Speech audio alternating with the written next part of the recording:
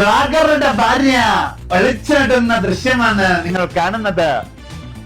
ഇപ്പോഴത്തെ ചർച്ചാ വിഷയമായത് ഒരു തന്നെ പെണ്ണുമ്പിള്ള അവളിട്ടത്തിനോ എന്തെങ്കിലും കാണത്തിന്റെ പുറത്തോ പോയി എന്തുവാ വിഷയം എന്നൊക്കെ അറിയണമെന്നുണ്ടെങ്കിൽ ഇവിടെ നൂറിനാട് സ്റ്റേഷനിൽ ഒന്ന് തിരക്കണം. അല്ലാതെ ചുമ്മാ വായി തോന്നുന്ന കാര്യങ്ങൾ വിളിച്ചു പറയരുത് എന്നുള്ളതാണ് എൻ്റെ ഒരു അഭിപ്രായം. അഖിൽ എന്നാളുടെ എൻ്റെ നാട്ടിലാണ്, എൻ്റെ കൂടെ പഠിച്ച, ഞങ്ങൾ ഒരുമിച്ച് കോളേജിൽ ഒരേ ബൈക്കിൽ പൊക്കോണ്ടിരുന്ന ആൾക്കാരാണ്. ഇതവന്റെ കല്യാണത്തിന് ഞാൻ പോയിട്ടുണ്ടായിരുന്നു. ഈ ലോകത്ത് ആദ്യമായിട്ട് ഭാര്യയും ഭർത്താവും വിഷയമായിട്ട് മാറുന്ന ആദ്യത്തെ ആളൊന്നും അല്ല അഖിൽ എന്നാർഡി. പിന്നെ അവന് ഫേമസ് ആയിട്ടുള്ള ഒരാളാണ്.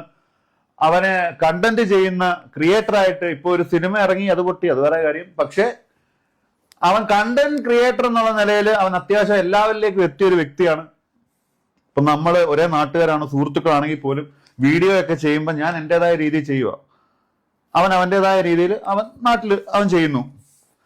എൻ്റെ പ്രേക്ഷകരെ പോലല്ല, അവൻ ഒരുപാട് ഫാമിലി ഓഡിയൻസും കുട്ടികൾക്കും ഒക്കെ ഇഷ്ടപ്പെടുന്ന രീതിയിലേക്ക് നമ്മുടെ നാട്ടിലുള്ള ആൾക്കാരല്ലേ.